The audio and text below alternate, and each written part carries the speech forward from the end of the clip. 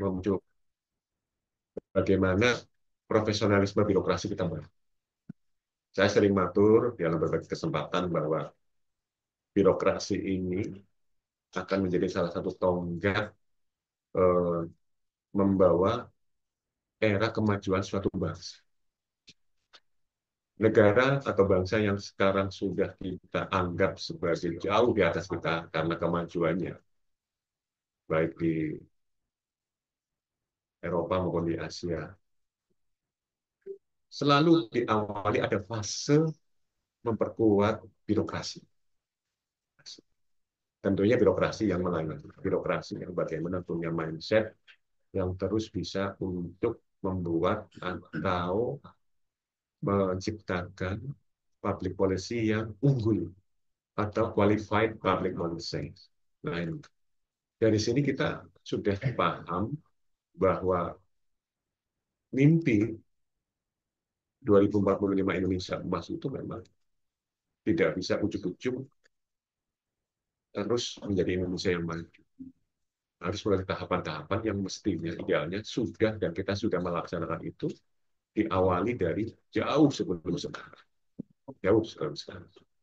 Sehingga mari kita bersama-sama punya mimpi yang sama, punya nafas yang sama, punya gerak yang sama, untuk paling tidak sesuai dengan porsinya masing-masing, teman-teman ASN, di bidangnya masing-masing, di lokusnya masing-masing, di tempatnya masing-masing, nanti punya tetap semangat dan motivasi yang luar biasa untuk terus melayani masyarakat. Untuk bisa melayani masyarakat, kita harus tentunya pelayanan terbaik tadi, kita harus terus meningkatkan kompetensi kita, profesional kita. Untuk meningkatkan profesional dan kompetensi, kita juga harus terus menciptakan motivasi di diri kita untuk terus mengupgrade kapasitas diri. Di sisi lain, supportingnya, termasuk ekosistemnya, termasuk regulasinya, termasuk manajemennya, kita juga harus terus bangun. Sehingga membangun birokrasi yang kuat dalam pelayanan itu tidak bisa satu segmen saja yang kita bangun, tetapi memang harus melalui berbagai pendekatan. Intinya semua sektor, semua kekuatan itu harus kita bangun. Di mana kita masih kurang, itu ya. Tetapi salah satu permasalahan, kendala yang kita temui bisa diselesaikan dengan inovasi. Ini inovasi itu tercipta dari birokrasi yang kompeten. Jadi artinya siklus ini terus terbangun ketika semuanya punya mimpi yang sama, harapan yang sama. Ya. Untuk di Cilacap misalkan, berdasarkan data kepegawaian pada tahun 2024, kebutuhan ASN di Kabupaten Cilacap mencapai 24.292 orang. Dengan existing sebanyak 14.710 ASN, sehingga rasio pemenuhan pegawai hanya sebesar 60,54%.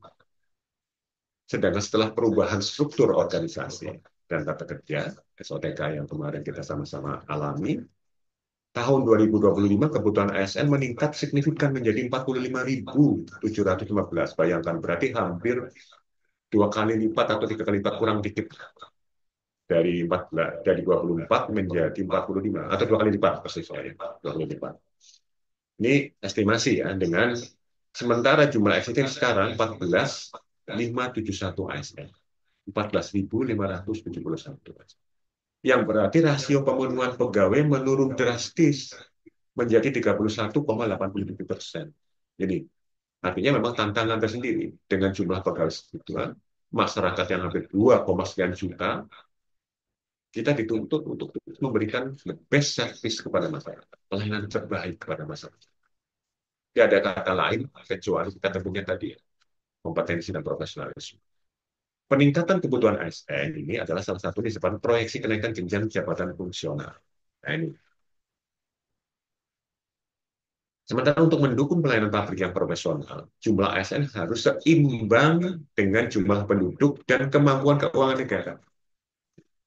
Oleh karena itu diperlukan distribusi ASN yang adil dengan mempertimbangkan beban kerja yang semakin berat seiring bertambahnya penduduk serta dukungan teknologi dan untuk sistem pemerintahan yang lebih modern.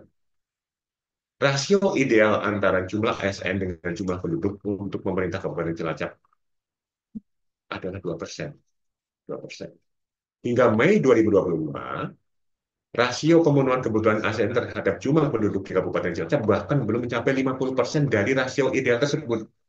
Artinya kita belum mencapai 1% ya dari target 2% rasio ideal. Hal ini menunjukkan bahwa pelayanan masyarakat yang difasilitasi oleh ASN di Kabupaten Cilacap belum optimal. Kalau dari sisi komparasi, sisi ideal, bahwa satu ASN mungkin melayani sekian. Karena jumlahnya semakin menyusut, tentu dari sisi eh, pelayanan semakin berat kita untuk bisa melayani. Ya, kalau dari sisi kapasitas, dari jumlah, gitu ya, kuantitas. Gitu. Alokasi informasi yang diberikan juga belum mencukupi kebutuhan. Artinya setiap tahun alokasi yang diberikan sebenarnya masih belum ideal dengan kebutuhan real yang ada. Ini tentunya karena tidak sebandingnya jumlah PNS yang memasuki masa pensiun plus kemampuan anggaran kita.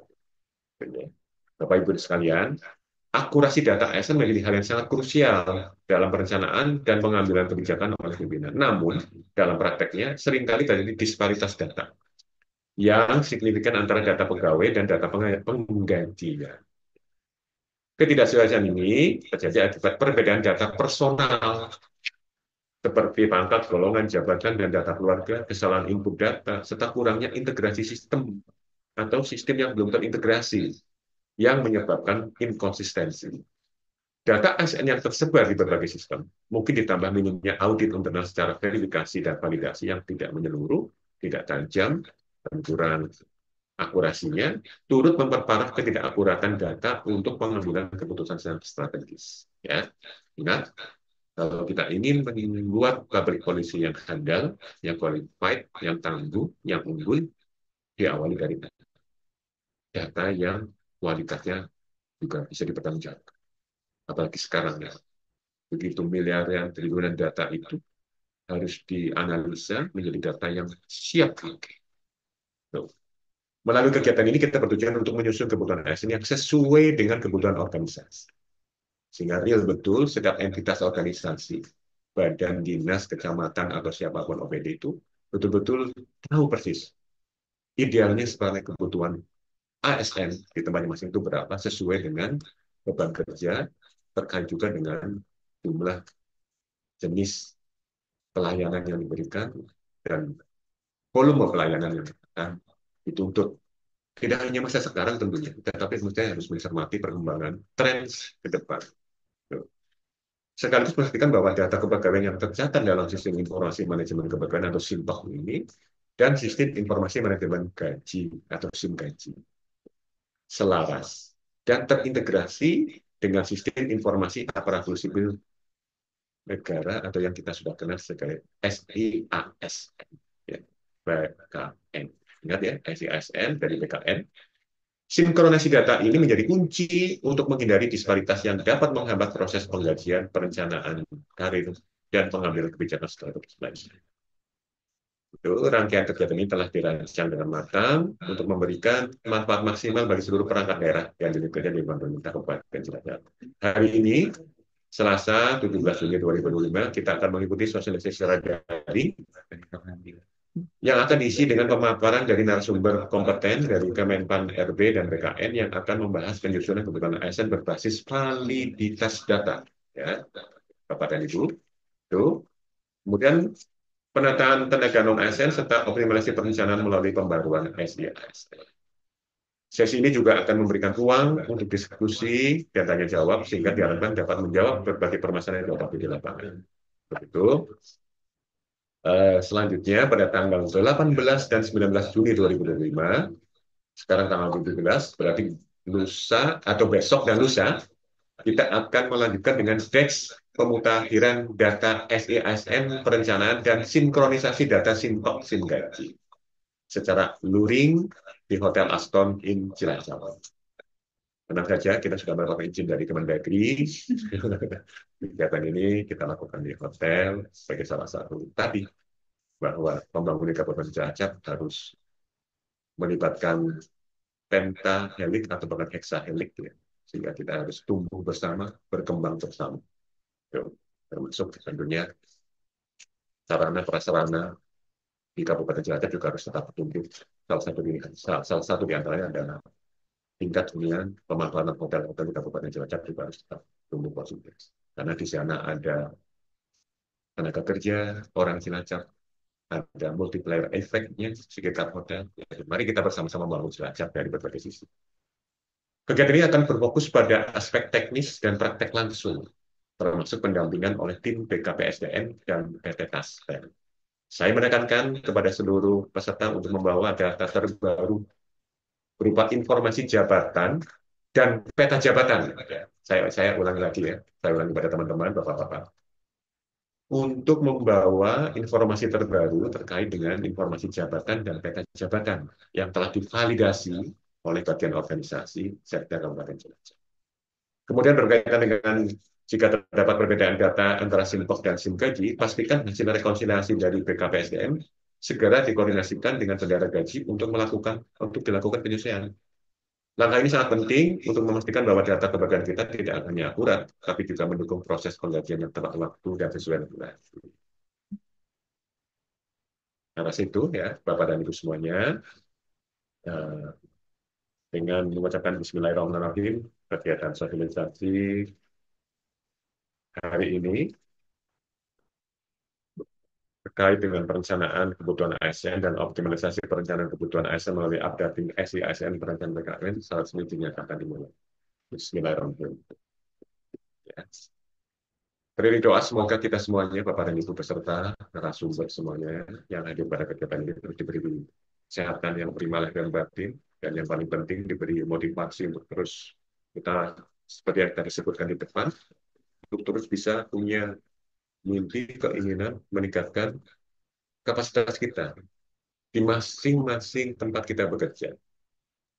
Saya ingatkan kepada saya pribadi, teman-teman di BKPSDM, selalu mari kita cintai terus, sayangi betul profesi kita hari ini. Saya rasa tidak ada yang pernah menyesal hari ini menjadi guru, hari ini menjadi perawat, hari ini menjadi bidan, hari ini menjadi uh, staf di PU, staf di manapun. Mudah-mudahan tidak ada yang menyesal. Karena kalau kita sudah menyukai profesi ini, insya Allah secara tidak sadar pun kita punya keinginan untuk terus meningkatkan mengupgrade kapasitas diri. Ya, karena memang ekspektasi dari masyarakat sekarang sudah beda jauh dari zaman ekspektasi atau harapan masyarakat terhadap kualitas pelayanan publik yang kita berikan semakin meningkat, semakin kompleks, semakin luar biasa, menuntut kita untuk selalu ready, untuk siap. Dimanapun teman-teman berada, Bapak Ibu, di puskesmas, di rumah sakit, di subcapil, di kecamatan, di kelurahan, mari kita tingkatkan. Ya, karena raport kita sebenarnya end user kita adalah yang akan menilai pelayanan publik kita, public service kita di setiap organisasi adalah masalah. Indikatornya banyak, kepuasan public service, kita sama-sama tahu. Dan terima kasih kepada Bapak dan Ibu ya, teman-teman. Di sela-sela ini saya terus mengingatkan pribadi saya dan teman-teman fungsi ASN. Salah satunya adalah sebagai public service, sebagai pelayanan publik. Ingat kembali, kita digaji oleh negara, oleh uang rakyat adalah untuk melayani masyarakat. Mari kita berikan yang terbaik. Pak Bupati sudah punya maju besar dan punya becus dan datang. Ya, mari kita dorong itu seoptimal, semaksimal mungkin agar pelayanan publik di Kabupaten Jakarta semakin mungkin. Terima kasih. Kurang lebihnya mohon maaf. Wassalamualaikum warahmatullahi wabarakatuh. Selamat beraktivitas. Waalaikumsalam warahmatullahi wabarakatuh. Baik, terima kasih kami haturkan kepada Bapak Budi Santosa MSI atas sambutan dan juga arahan. Semoga bisa menjadi pembawa semangat untuk kegiatan kita hari ini.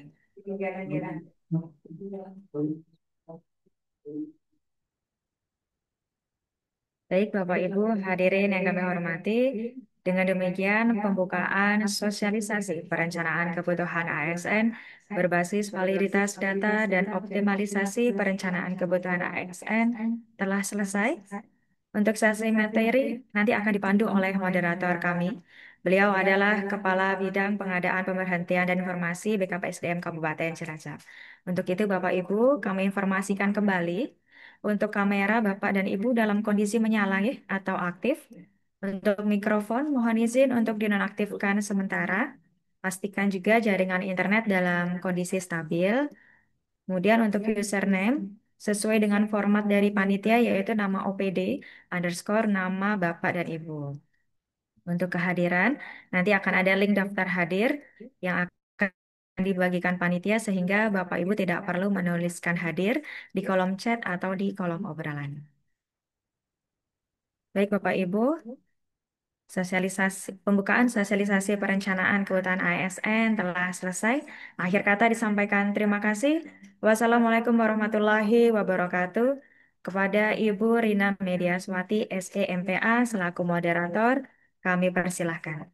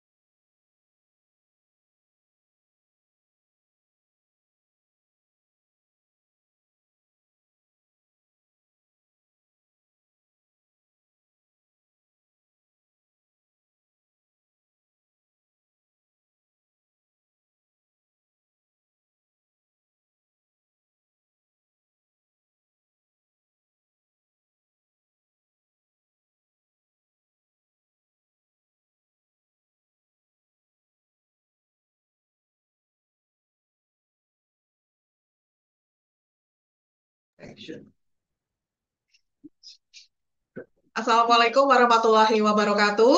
Waalaikumsalam. Bapak Ibu, apakah suara saya terdengar jelas, Bapak Ibu? Bisa acungin jempol saja. Wow. Oh, udah jempol semua. Udah jempol semua ya, Mas Ardi ya? Kita cek dulu.